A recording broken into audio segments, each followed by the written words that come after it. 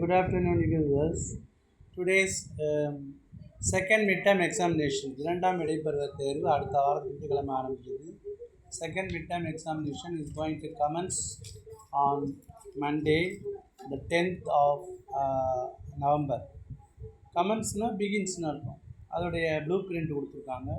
Synonyms 2 marks, antonyms 2 marks, vocabulary item 6 marks. Vocabulary itemனா என்ன வரும்னா British English, American English, blending, clipping, compound word, polite word இதெல்லாம் வரும். Polite வேர்டுனா மரியாதையான வார்த்தை. Second hand காருக்கு pre owned car இது மாதிரி. அப்ரிஷியேஷன் கொஸ்டின்ஸ்னால் போயத்துலேருந்து 2 வரி கொடுத்து அதுக்கு மீனிங் கேட்பாங்க. அது இலக்கிய நயம் பாராட்டல். டூவர்ஸ் டைரக்டட்னா active voice, passive voice, direct, indirect இதெல்லாம் வரும். டைரக்ட் இன்டைரக்ட்னா நேர்கூற்று அயற்கூற்று. ஆக்டிவ் வாய்ஸ் பேசிவ் வாய்ஸ்னால் நேர்கூற்று அயற்கூற்று. ஆக்டிவ் வாய்ஸ் பேசிவ் வாய்ஸ்னால் செய்வினை செயற்பாட்டினை. ராமன் பந்தை உதித்தான், பந்து ராமனால் உதிக்கப்பட்டது, இந்த மாதிரி வரும். இஆர்சிக்கு 3 மார்க்கு, அதாவது இளஞ்சுட்டி பொருள் விளக்குக. Explain with reference to the context. Context மட்டும் எழுதுனீங்கன்னா 2 mark. These lines are taken from the poem a father to son written by Carl August சான்பர்க்னா 2 மார்க் கொடுத்துருவாங்க. Incident of the French camp written by Robert brownie.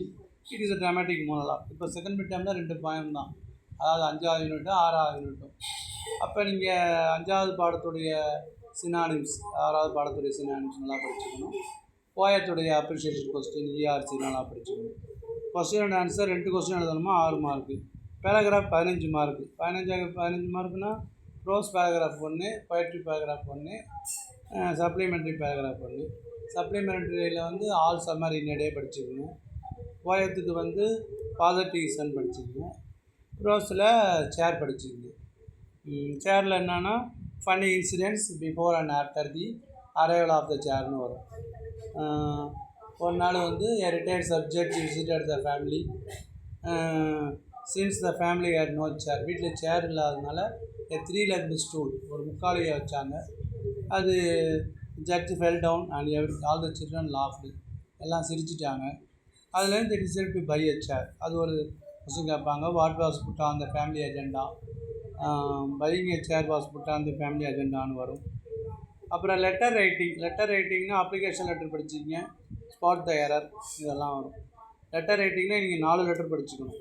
என்னன்னா juicer, ஒரு பொருள் வாங்குகிறோம், அது defective, ஒரு மிஸ்டேக்காக இருக்குது, அதை வாங்கி மாற்றி கொடுக்க சொல்லி எழுதணும். அது அல்லது டூப்ளிகேட் மார்க் சர்டிஃபிகேட்டு, அல்லது அப்ளிகேஷன் லெட்டர். இல்லைன்னு சொன்னால் யாருக்காவது உடம்பு சரியில்லை, உன் ஃப்ரெண்டுக்கு ஜாண்டிஸ், அதனால் ஜாண்டிஸை குணப்படுத்திடலாம் அப்படின்னா ஐ ப்ரே டு காட், அந்த மாதிரி எழுதணும். அது formal letter, informal letter. Formal லெட்டர்னால் ரெஸ்பெக்டட் சார்னு ஆரம்பிக்கணும். இன்ஃபார்மல் லெட்டர்னால் டியர் சார், நண்பர்களுக்கும் உறவினர்களுக்கும் எழுதுனா அது ஃப்ரெண்ட்லி லெட்டர் அல்லது இன்ஃபார்மல் லெட்டர். That's all. இதை நல்லா படித்து பாருங்கள். லெட்டர்லாம் நல்லா எழுதி ப்ராக்டிஸ் பண்ணணும்.